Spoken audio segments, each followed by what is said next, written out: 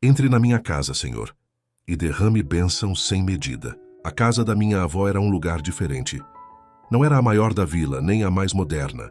As telhas às vezes gemiam com o vento forte do inverno, e o chão de madeira no corredor rangia de uma forma específica, criando uma melodia familiar a cada passo.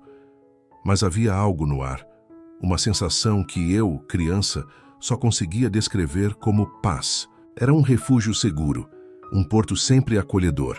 Na parede da sala de estar, logo na entrada, pendurado em uma moldura simples de madeira, estava um bordado.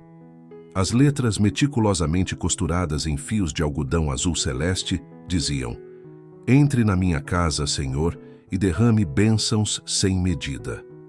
Para mim, naquela época, era apenas uma decoração bonita, uma daquelas coisas que os adultos colocam nas paredes.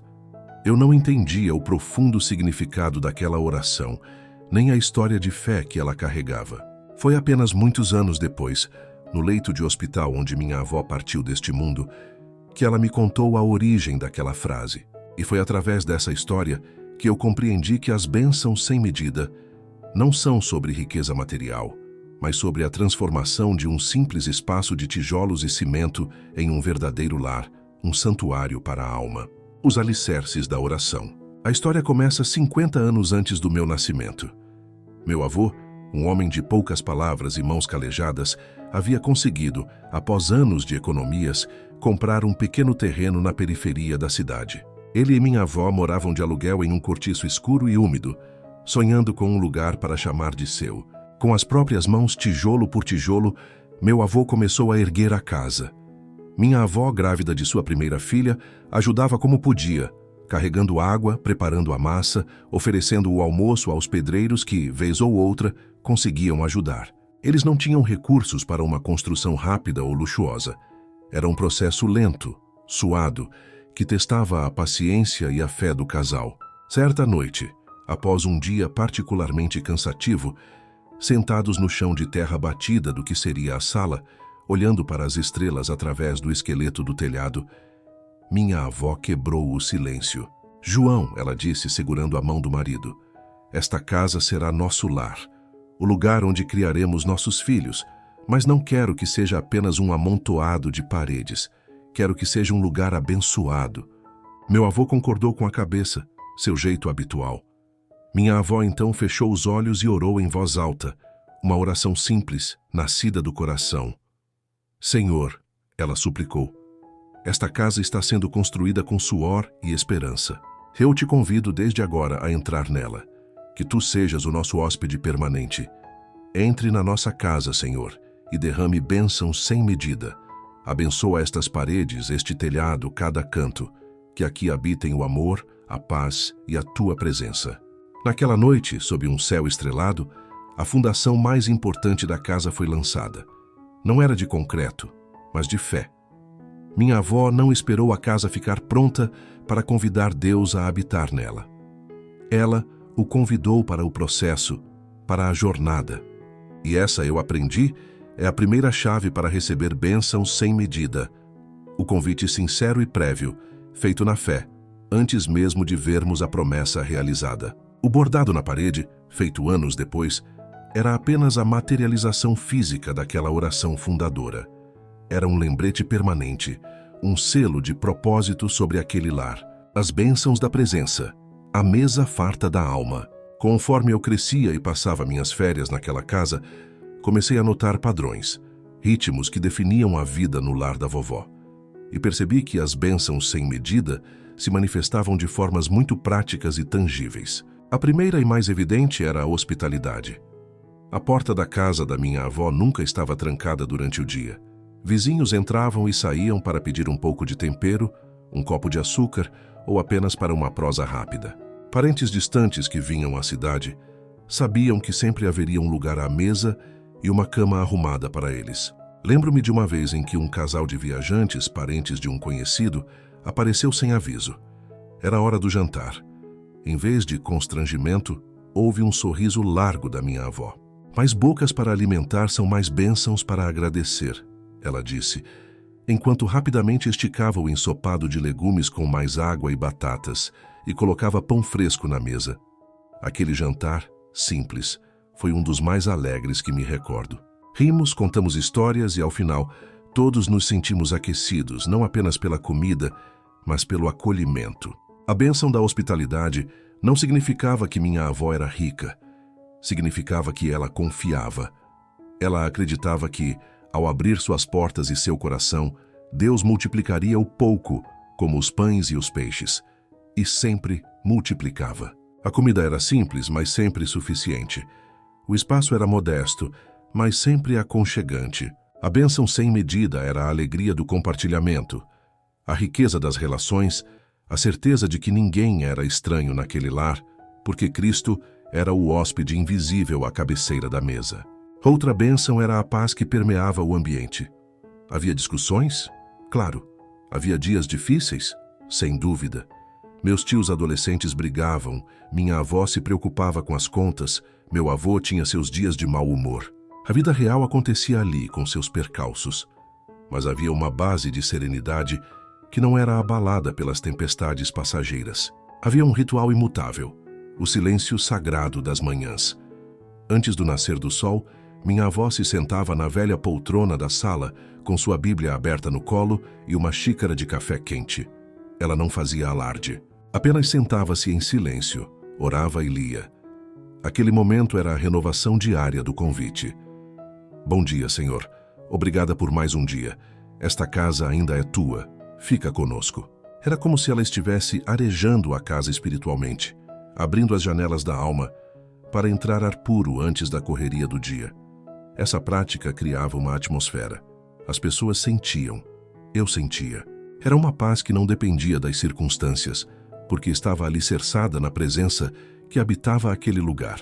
Era uma bênção sem medida, a capacidade de enfrentar o caos externo com uma calma interna inabalável. As bênçãos da provisão. O milagre do suficiente. Minha avó era uma mestre em fazer milagres com pouco.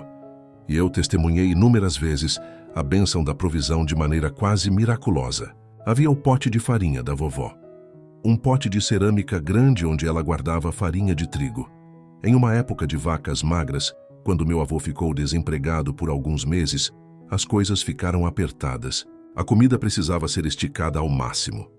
Minha mãe, então adolescente, contou que em certa manhã a farinha do pote estava no fim, apenas o suficiente para um pequeno pão. Minha avó, sem se desesperar, pegou a última porção e disse: Deus, tu sabes das nossas necessidades. Abençoa esta farinha. Ela fez a massa e a colocou para assar. Naquela tarde, uma vizinha bateu à porta. Dona Marta, eu fiz um bolo de chocolate e sobrou bastante. Achei que seus filhos poderiam gostar. Era um bolo grande, fofo. Minha avó agradeceu com lágrimas nos olhos. No dia seguinte, outra pessoa apareceu com um saco de frutas que ia estragar se não fosse consumido. E assim foi. A provisão nunca vinha de forma espetacular, mas de maneira sutil e constante, como um riacho que nunca seca. O pote de farinha nunca ficou completamente vazio. Sempre havia o suficiente para o dia. A bênção sem medida não era a abundância que estraga, mas a provisão que sustenta. Era a confiança de que aquele que era o hóspede da casa também era o seu provedor. Minha avó entendia que, ao convidar Deus para entrar, ela também lhe transferia a responsabilidade de cuidar daquela família. E ele cumpria sua parte fielmente. Isso se estendia para além da comida. Havia provisão de sabedoria para os conselhos que ela dava aos vizinhos. Provisão de saúde, mesmo com recursos médicos limitados. Provisão de alegria nas pequenas coisas. Um canto de pássaro, o cheiro da terra molhada após a chuva, o abraço apertado de um neto. As bênçãos eram multifacetadas, tocando cada área da vida. A bênção da resiliência. Quando as tempestades chegam, nenhuma vida é isenta de dor. E a casa da minha avó também conheceu suas tempestades. A maior delas foi a partida precoce do meu avô, vítima de uma doença repentina. Foi um golpe devastador para toda a família. A casa, outrora preenchida pela sua presença calma, parecia vazia e ecoante de tristeza. Foi nesse período que eu, já um adolescente, questionei a oração do bordado. Como Deus podia habitar um lugar de tanta dor? Onde estavam as bênçãos sem medida naquele momento de luto? Eu observei minha avó de perto. Sua dor era profunda e real. Ela chorava copiosamente, mas eu nunca a vi desesperançada. Uma noite, eu a encontrei sentada na sala, olhando fixamente para o bordado. Seu rosto estava marcado pela tristeza, mas seus olhos tinham uma luz teimosa. Vovó, eu perguntei timidamente, ainda acredita nisso? Mesmo depois do vovô partir, ela me olhou, sorriu um sorriso triste e puxou-me para sentar ao seu lado. Meu filho, ela disse, sua voz suave, mas firme. As bênçãos sem medida de Deus não são um seguro contra a dor. São o capacete e o escudo para atravessarmos ela. Você acha que esta casa está mais vazia agora? Pode parecer. Mas a presença que convidamos há tantos anos não nos abandonou. É essa presença que me segura agora, que me impede de afundar. Ela explicou que a maior bênção não era a ausência de problemas, mas a fortaleza para suportá-los. A casa continuava um santuário, não porque era um lugar de felicidade perpétua, mas porque era um lugar onde a dor podia ser vivida sem desespero, onde o luto podia ser compartilhado e onde a fé, mesmo abalada, não se quebrava. O Senhor não entrou na nossa casa prometendo dias sempre ensolarados. Ela continuou. Ele entrou prometendo que estaria conosco em todos os dias, e na minha mais profunda tristeza, eu o sinto aqui. Essa é a bênção sem medida, saber que não estamos sozinhos. Naquela noite eu aprendi a lição mais valiosa. A fé que convida Deus para entrar apenas nos momentos de bonança é uma fé frágil. A fé verdadeira é aquela que, mesmo na escuridão, reconhece e se agarra à presença que habita o lar. A bênção da resiliência, da capacidade de se levantar após a queda, era talvez a mais preciosa de todas. O legado do convite, levando a bênção para fora. Os anos se passaram. Casei-me, tive meus próprios filhos e comprei minha própria casa.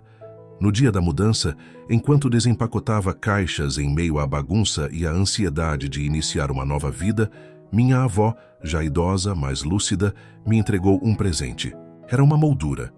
Dentro não estava o bordado original da casa dela, mas uma réplica perfeita, feita por suas próprias mãos, que já tremiam um pouco. As mesmas letras azuis. Entre na minha casa, Senhor, e derrame bênçãos sem medida. Para o seu novo lar, meu neto, ela disse, segurando minhas mãos. Não espere até estar tudo arrumado e perfeito para fazer o convite. Faça-o agora. Consagre este lugar a Deus desde o primeiro dia. As bênçãos virão. Talvez não como você imagina, mas sempre como você precisa. Naquele momento, eu entendi que a maior herança que minha avó me deixou não eram bens materiais, mas um princípio espiritual eterno. O bordado não era um amuleto da sorte, era uma declaração de propósito. Era o reconhecimento de que um lar é mais do que um endereço.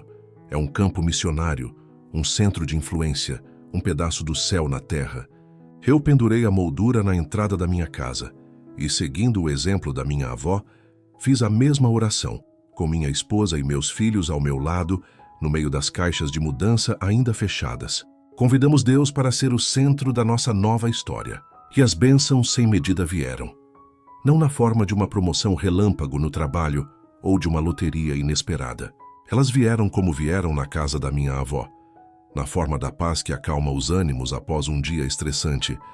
Na alegria de receber amigos e familiares ao redor da nossa mesa.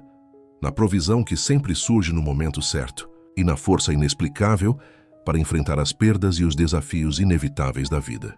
Cheguei à conclusão que a história daquela casa simples me ensinou que a oração "Entre na minha casa, Senhor" não é uma fórmula mágica para uma vida fácil, mas um convite relacional para uma vida significativa. É a chave que abre a porta para uma fonte de graça que nunca seca. As bênçãos sem medida são a presença que traz paz em meio ao caos, a provisão que transforma o pouco em suficiente, a proteção que guarda os corações mesmo quando os corpos estão vulneráveis. O propósito que transforma uma simples moradia em um farol de esperança. A permanência do amor e da fé, que permanecem quando tudo ao redor muda. A casa da minha avó já não existe mais fisicamente. O tempo passou. A vila se modernizou e o imóvel foi vendido após o seu falecimento.